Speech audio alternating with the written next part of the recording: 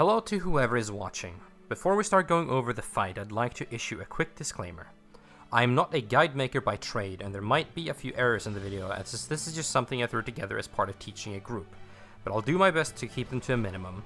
There are also multiple ways of executing these mechanics, and I'll just cover the strats we used in this particular group. With that said, let's move into the fight. You'll be facing off against Grauda, Ifrit, Titan, and Ultima weapon, with the first three needing to reach something we usually refer to as Awakening or Woke. When this is achieved, they will drop a buff on the floor called Beyond Limits, which lets you LB with an instant bar refill. These buffs should be picked up one melee, one caster, one healer in any order. This mechanic comes into play later when transitioning into Ultima, and we need to collect them from each primal to make it past the transition. Grauda will start off by using Slipstream on the main tank, a frontal cone AoE that must be dodged as soon as it starts casting. This is tightly followed by a green marker appearing over one of the healers at random, telegraphing Mistral Song, a straight line AoE that deals massive damage to the first target and moderate damage to subsequent targets. This needs to be soaked by a tank, intercepting it using cooldowns. At the point of interception, the Mistral Song will also spawn a green tornado that needs to be avoided. After a brief delay, Grauda will spawn 4 plumes that will tether to and follow random DPS, and 1 spiny plume that will tether to whoever interacts with it first. The spiny plume will attack with massive damage and apply thermal low stacks after a moderate delay and needs to be picked up by the off tank. It is recommended to stack up as a party and pull all the plumes together for easy AoE. While this is going on, the main tank will be targeted for another Slipstream and a Downburst, a frontal cone tank buster that cannot be avoided. Before the spiny plume is allowed to die, it needs to have struck the off tank twice, having applied 2 stacks of thermal low. When the spiny plume is defeated, it will spawn a shield that grants thermal high, a buff that reduces incoming wind damage, but also cleanses thermal low stacks from players entering, dealing raid-wide damage. To awaken Grauda, you need to cleanse 4 sets of 2 thermal low stacks, and this is the part where we set up all of those stacks. A brief moment after the spiny plume dies, Grauda will use Aerial Blast, a raid-wide AoE that deals heavy damage. This often happens right as the shield comes up, so the off-tank should pay attention to the party's health before cleansing their stacks. A moment after Aerial Blast has been cast, Grauda will cast Friction twice on a random player. This is a shared AoE that deals moderate damage and applies a thermal low stack to everyone struck. Before this happens, you want to tightly stack in 2 separate stacks consisting of 2 DPS and a tank outside the shield, and the rest of the party inside the shield.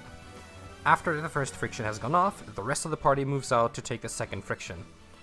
This part requires a bit of healing and should be mitigated. If you've done this correctly, you should end up with 3 people having 2 stacks and 5 people having 1 stack. Before the shield disappears, you need to heal up and have both melees cleanse the thermal low stacks, 1 player at a time between healing.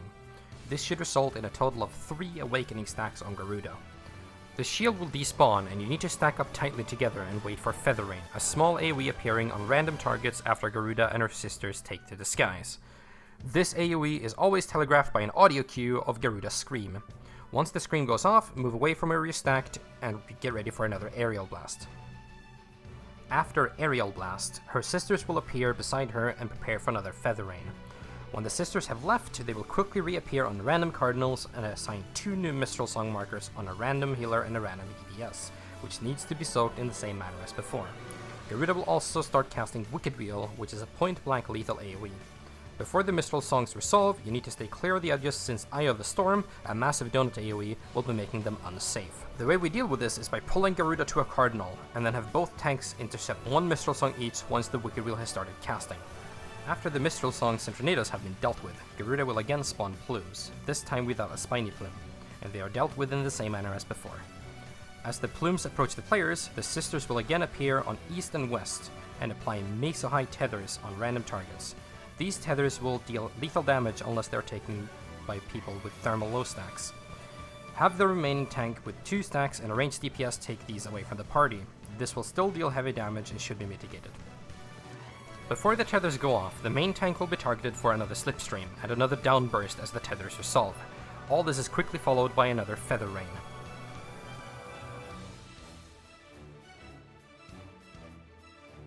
After the Feather Rain, she will again start casting Slipstream and then Wicked Wheel. Since she is now awoken, her Wicked Wheel will be instantly followed by a Wicked Tornado, a massive donut AoE based on her location. so make sure that you move in after the AoE. It is then followed by Downburst, Slipstream, Feather Rain, and finally her Enrage. After Grauda has been defeated, Ifrit will spawn on a random cardinal and start casting Crimson Cyclone and Lava Plumes. There will always be a safe spot perpendicular to him, so quickly find it and haul ass. After the dodge, Ifrit will spawn in the middle and start casting his radioite AoE, Hellfire. After Hellfire, he will start casting Vulcan Burst, a knockback that can be mitigated by either having knockback immunity or not taking damage, such as using shields. Followed by the knockback is a triple tank buster that needs to be either swapped or invulned. We had our tanks use their invulns. After the tank buster, Ifrit will spawn his iconic nails in a random orientation, and this is where you need to awaken him. When the nails spawn, we will treat the two closed nails as New North, and the main tank should move the boss in between them for easy AoEing. As the nails go out, one healer will be selected for Searing Wind, a large multi-hit knockback around the carrier, which needs to be moved to the wall opposite to the main tank. Ifrit will also select the two furthest targets for eruptions. To make this easier, we had the ranged players take these eruptions. To awaken Ifrit, you need to hit each nail with 2 eruptions. This is accomplished by having both people start beside one south nail each and move along the edge towards the north nails. As the nails reach 2 stacks each, they can be killed. And the order you should kill them is as follows: southeast, southwest, northeast, and northwest. This is important, and you need to remember which cardinal or intercardinal the last nail was killed on. There is also a fair bit of damage going out from the empowered nails, so be careful. After the nails have been killed, Ifrit will jump back to the middle and cast another Hellfire. The tank should then pull Ifrit to the southwest intercardinal and keep him there for the time being. The 2 eruption baiters should again be ready to bait another set of eruptions away from the party, moving towards them. A random healer will also again be selected for a Searing Wind and should stay southeast perpendicular to the party. After the eruptions resolve, Ifrit will cast Crimson Cyclone across all cardinals, only leaving the intercardinals safe. After the dashes, the other healer will have a second Searing Wind applied to them, and they should start moving away from the party clockwise around the arena. Ifrit will also cast Flaming Crush on a random DPS, a shared damage ability that deals a nasty dot if too many people are missing from the stack. After the stack, the first Searing Wind will resolve and the healer is safe to join the party again. As this happens, Ifrit will spawn outside the arena along with 3 clones, all appearing in the same pattern as the nails, dashing in the same order you kill them. The awoken Ifrit will also leave an Afterburner, a giant cross AoE stretching across the arena, offset by 45 degrees from where he is. The way we deal with this is by having the remaining Searing Healer and the rest of the party rotate so that one of them is on the same cardinal or intercardinal where the last nail was killed, with the others mirrored on the opposite side. When the clones spawn, spot the awoken Ifrit, recognized by the blue flame surrounding it, and check if he's on a cardinal or an intercardinal.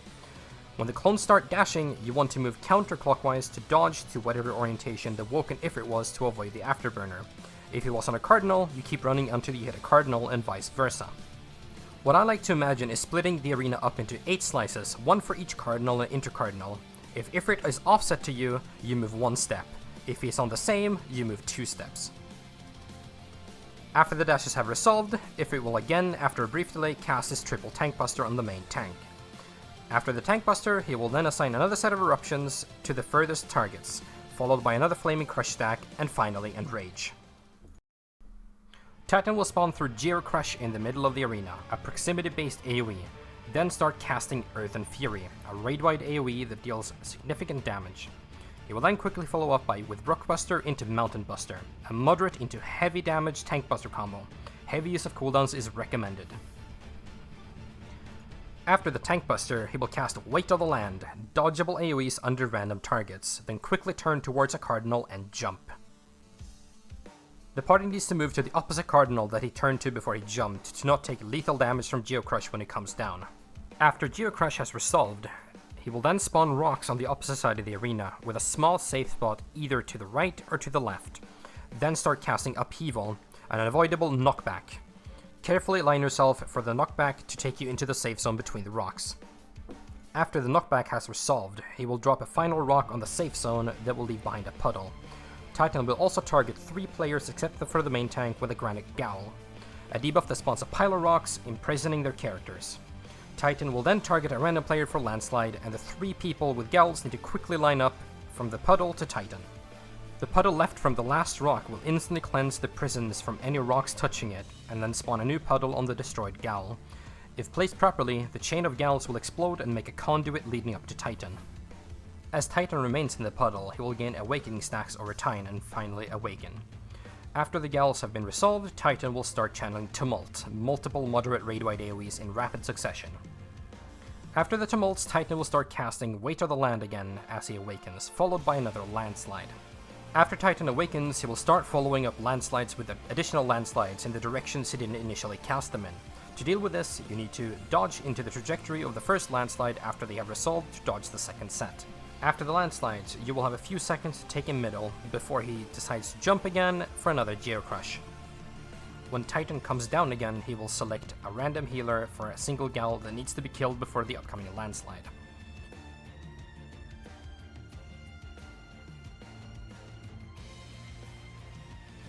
After the landslide, Titan will again channel another set of tumults, quickly followed by another Rockbuster into Mountain Buster. When the Tank Buster has resolved, he will spawn another 4 exploding rocks in the center of the arena, and select random players for Weight of the Land. After Weight of the Land has resolved, he will target a random player for another double landslide. The way we dealt with this was having the melees join the tanks on one side of the arena, with the ranged and healers on the opposite side. We would then dodge one puddle counterclockwise and the second clockwise, then continue running clockwise as the landslides go out. After the clusterfuck of stuff, Titan will wind up another set of Tank Busters, then more Weight of the Land, another set of Tumults, and finally Enrage. After Titan has been defeated, the group will stack together in the middle to mitigate the incoming proximity AoEs. Now it is time to pop beyond limits, starting with the caster, destroying the Magitech bits. After bits, Labria will spawn and afflict the entire team with Doom. It is cleansed by the healer using their limit break. After the Doom has been cleansed, Labria will become targetable and the melee will use their limit break to take him down, as the party deals damage to him. The phase ends with Ultima entering the arena and casting, you guessed it, Ultima, which needs to be mitigated using the tank's limit break. Ultima will start by casting Tank Purge, a massive raid-wide AoE that should be shielded. After the raid-wide, Ultima will then apply a viscous aetherplasm to the main threat, a massive tank buster that can be shared by the party if necessary, and quickly follow up by homing lasers on the second threat, another massive tank buster. After the tank busters, Ultima will cast Ultimate Predation and then disappear, leading into the first major mechanic, and you should all stack in the middle to bait.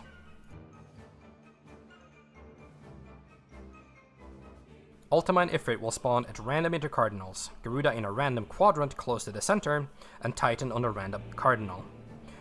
The Primals will all execute their double awoken mechanics, Wicked Wheel into Wicked Tornado, Crimson Cyclone into Afterburner, and double landslides. Ultima will cast a point-blank AoE when the second set of mechanics go off, which will cover the entire quadrant that he is on. And finally, the phase ends with Grauda casting Feather Rain before she leaves. It might seem a bit overwhelming at first, but there is a systematic way to execute this without too much hassle. Adjacent to each cardinal, there are runes outside the arena that we can use as markers. Go to any cardinal away from Grauda that doesn't have Titan on it and dodge outside the landslide. After Ifrit's dash has gone out, dodge to the closest runes that doesn't have Ultima on it and stay between the 4th and the 5th set of the runes. Then you wait and move for the Feather Rain. After Ultimate Predation, Ifrit will appear on the northern cardinal and target the 2 furthest players for eruptions. After the eruptions have resolved, Ifrit will spawn lava plumes along the edges of the arena and Titan will spawn on one of the intercardinals furthest away from Ultima. As the lava plumes resolve, Titan will drop rocks in the center of the arena and start casting a double landslide on a random target. Ultima will also cast a single landslide on a random target. The way we deal with this is by pulling Ultima a few steps north to bait Titan south. Then have everyone stack on the main tank just outside the lava plumes when the eruptions have resolved. Then move together north and dodge Ultima's landslide on the same side Titan is on. After that mess, Titan will start channeling Tumults, and Ultima will apply another viscous aetherplasm on the main tank. Grauda's sisters will spawn at east and west and both execute Wicked Wheel. Grauda will then appear in the middle and execute Aerial Blast as the sisters cast Feather Rain and disappear. After the Feather Rain, Ultima will cast homing lasers on the second threat and Grauda will follow up with her own Feather Rain and disappear. As long as you stay on the northern part after the landslide dodge, you can ignore the wicked wheels. What's important is that you mitigate the tumults and aerial blast. Separate the tanks from the group, or just one of the tanks if you choose to invuln both of the busters, and of course, dodging the feather rains. Ultima will cast Ultimate Annihilation and teleport to the northern side of the arena with Grauda in the south. Titan will spawn either southwest or southeast, and Ifrit on whichever cardinal Titan did not. This mechanic contains 2 Mesoite tethers from Grauda, White to the Land, a Flaming Crush stack, double landslides, Eye of the Storm, Crimson Cyclone with an Afterburner, Feather Rain, Searing Wind, and 4 green Aetherplasm orbs. The amount of people that share the orbs will determine how much time you have to execute a mechanic later, but the more people that stack, the less time you have before Ultima enrages. We went with 3 people for the first 2 orbs and 1 person for the last 2 orbs. The party will stack up close to Ultima's left foot, facing him, and dodge right for Way to the Land, then move back for the second dodge. Flaming Crush will now go off, and the party will split up as follows. The ranged player with a thermal low stack intact will move to Grauda for the first Mesoite tether. The people who soak the orbs will split off to the right, and the rest of the party will dodge the last Way to the Land clockwise along Ultima and wait for the incoming Feather Rain. After the first orb, there will be a Feather Rain, and the party will move north between Ultima and the wall, except for one healer which will be assigned a Searing Wind, as the first Mesoite tether resolves. The healer and the range that had the first tether will both circle around the arena counterclockwise. After the second orb, the entire party except the Searing healer will all move north of Ultima, ready to dodge the incoming landslides and cyclones. The party will all dodge together counterclockwise except for one tank that will take the last 2 orbs on the other side. Both the party and the tank will dodge to their respective directions as soon as the Crimson Cyclone has gone off to not get caught by the Afterburner. Then move into the first landslide after it has resolved and carefully shimmy into the middle to avoid Eye of the Storm. The Searing healer will be dodging south out of the landslide, then to whichever intercardinal Ifrit dashed from. After the second landslide, dodge just inside the Eye of the Storm and wait. After the dodges, the Searing healer will pick up the last Mesoite tether, and the solo tank will take the last 2 orbs. Take note that the orbs' hitboxes are mad fucked and need to be intercepted early so they don't drift away. When the last orb has been resolved, there will be a final Feather Rain and a tank purge ending the mechanic. After Annihilation, there will be an Eye of the Storm, followed by a Homing Lasers, and then Eye of the Storm. After that comes a Radiant Plumes along the edges, Diffractive Laser, a Tank Buster to cleave on the main threat, followed by a Vulcan Burst and another Eye of the Storm. Then another Homing Laser into Vulcan Burst, one more Eye of the Storm, and then the phase ends with either Diffractive Laser or by pushing Ultima past 50% health. You do these dodges as they come, and there's nothing complicated going on. Just stay shielded, don't hit the party with homing lasers, and remind the Searing healer to not move until the Searing Wind has resolved. After the scripted mechanics are exhausted or Ultima is pushed past 50%, Ultima will cast Ultimate Suppression and disappear, starting the last big mechanic. Ultima will appear northeast, Grauda northwest, Titan southwest, and Ifrit southeast, and Garuda's sister in the northwest and southeast quadrant. 3 non-tanks will be targeted for eruptions, one of which will also be targeted for a Granite Gal. 2 of the non-tanks that didn't get the eruptions will be selected for Mistral Songs. The last non-tank player that got neither of these will have Light Pillar, a slowly moving small AoE following the target around for a brief period of time. There are also lasers coming from Ultima, a double landslide from Titan, a Flaming Crush stack from Ifrit, and a huge cone AoE from Grauda, as well as 3 sets of Feather Rain.